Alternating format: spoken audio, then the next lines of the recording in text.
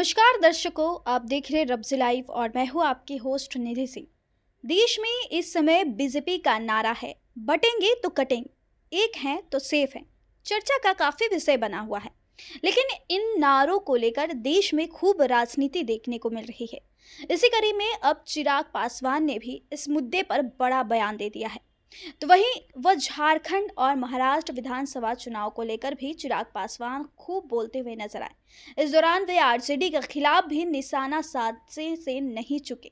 आइए देखते हैं चिराग पासवान को। कई जनसभाओं को संबोधित करेंगे, पूर्व में भी आ चुके हैं। कैसा माहौल एनडीए के पक्ष में देख पा रहे हैं? देखिए, क्योंकि मैं खुद प्रचार यहाँ पे कर रहा हूँ और कई सीटों में झारखंड, कल महाराष्ट्र में भी था।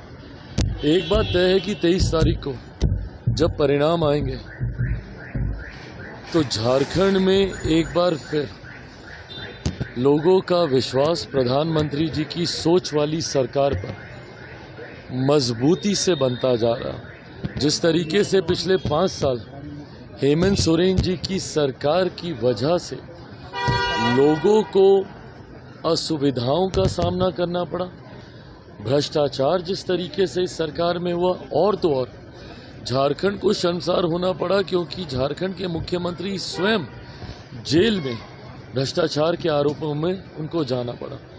ऐसे में झारखंड की जनता ने मन बना लिया, इस बार वो बदलाव चाहती है। इस बार प्रधानमंत्री जी की सोच वाली एनडीए की सरकार को बनाने का निर्णय झारखंड के लोगों ने लिया है। कल मैं महाराष्ट्र में भी था, वहाँ पर भी जो माहौल है उसमें भी तय है कि एक बार फिर से एनडीए की सरकार, मौजूदा सरकार के कार्यों से महाराष्ट्र के लोग पूरी तरीके से संतुष्ट दिखे। और अब कहीं ना कहीं लोगों को ये बात समझ में भी आती है कि डबल इंजन की सरकार के अपने फ़ायदे हैं। जब केंद्र और राज्य की सरकार एक सोच वाली होती है, उसका लाभ राज्यों को मिलता है। हम लोगों ने हाल ही में बिहार में देखा, प्रधानमंत्री जी धनबाद गए, लगभग 12,000 करोड़ से ज़्यादा की राशि की परियोजनाओं का शिलान्यास कर आए। एक समय था जब देश में मात्र 2 एम्स होते थे, हमारे बिहार में अब 2 एम्स हो गए। दूसरा दरभंगा में, जिसका शिलान्यास प्रधानमंत्री जी करके आए। अगले दिन एक दिन के बाद जमुई में भगवान बिरसा मुंडा जी की 150वीं जयंती दिवस समारोह पर जनजातीय गौरव दिवस के नाम पर उसको मनाया गया और उस दिन भी 6,600 करोड़ की परियोजनाओं को प्रधानमंत्री जी उसका शिलान्यास करके आए। तो जब एक सोच वाली सरकारें होती हैं तो विरोधाभास नहीं होता और विकास के कार्यों को गति मिलती है। ऐसे में मैं मानता हूं कि झारखंड और महाराष्ट्र दोनों जगह 23 तारीख को जब परिणाम आएंगे, एनडीए की सरकार, प्रधानमंत्री नरेंद्र मोदी जी की सोच की सरकार दोनों जगह बनने जा रही है। राहुल गांधी लगातार झारखंड आ रहे हैं, जातीय जनगणना की बात आ रहे हैं कि हमारी सरकार आई तो जातीय जनगणना बिहार की तरह क्या आप देख रहे झारखंड में होना चाहिए? भाई, मैं राहुल जी से पहले तो मैं ये सवाल करना चाहूँगा कि जो झूठ उन्होंने बोला था लोकसभा चुनाव के दौरान, पहले उस पर तो एक बार स्पष्टीकरण देते। लोकसभा चुनाव में अभी महज 5-5.5 महीने पहले घूम घूम कर बोलते थे कि आरक्षण समाप्त हो जाएगा अगर नरेंद्र मोदी जी की सरकार आएगी, संविधान समाप्त हो जाएगा, लोकतंत्र की हत्या हो जाएगी। आज भी वो संविधान अपने हाथ में लेकर घूमते हैं। ये वही राहुल गांधी हैं और ये वही उनकी पार्टी है जो आज संविधान की प्रतिलिपि को नीचे नहीं रखते हैं, हाथ में ले लेकर घूमते हैं।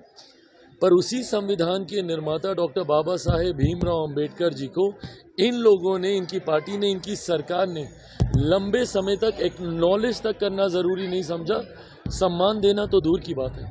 89 से पहले निरंतरता में लंबे समय तक इन्हीं की सरकार थी, इन्हीं के प्रधानमंत्री थे केंद्र में। उसके बावजूद डॉक्टर बाबा साहेब भीमराव अंबेडकर जी का एक तस्वीर तक भारत की संसद में नहीं थी।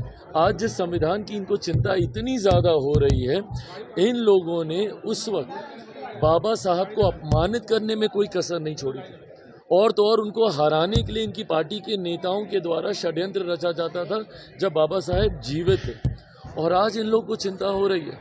ये वही लोग हैं जो कि संविधान की प्रतिलिपि आज जब दिखाते हैं, पूछिए इस संविधान की हत्या सही मायनों में सन 75 में किसके द्वारा की गई थी?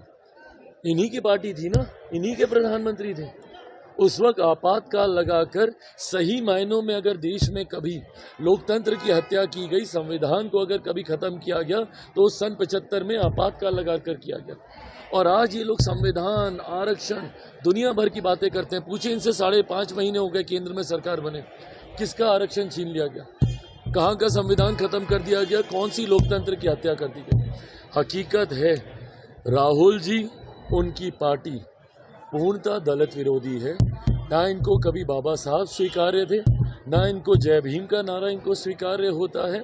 इन लोगों की सोच रही है समाज में बस बांटो, डिवाइड एंड रूल की राजनीति करो।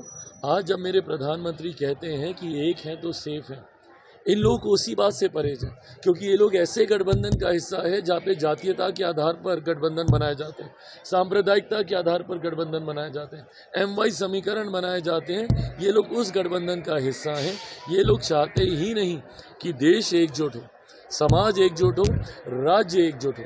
सिर्फ बांटने की सोच इनकी रही है और उसी सोच को साधने का प्रयास ये लोग हमेशा करते हैं। सर, एक सवाल और है कि हुसैनाबाद और जो बिहार से सटे हुए झारखंड के बॉर्डर्स है, वहाँ आरजेडी ने अपने कैंडिडेट उतारे, तो कहीं ना कहीं बीजेपी आरोप लगाते रही है कि आरजेडी वहाँ इसलिए कैंडिडेट उतार रही है ताकि एक कॉरिडोर बन सके, बिहार और झारखंड के खनिज संपदाओं का आदान प्रदान हो सके, और कहीं ना कहीं उसकी तस्करी के लिए बना रही है। बिल्कुल सही बात है, और इसमें गलत क्या है, क्योंकि ये जिन दलों का आप जिक्र कर रहे हैं, ये दल जाने ही जाते हैं भ्रष्टाचार करने के लिए। और इन लोगों को इस बात की तकलीफ रही है, सन 2000 में जब बिहार झारखंड बटा तो तब से ये लोग प्रयास कर रहे हैं कि झारखंड में भी ये लोग अपने पैर पसारें। क्यों?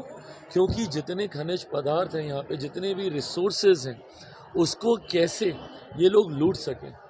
बिहार में जंगल राज कायम करके बिहार को जितना लूटना था, जितना बर्बाद करना था, जितना पीछे धकेलना था, ये लोग कर चुके हैं।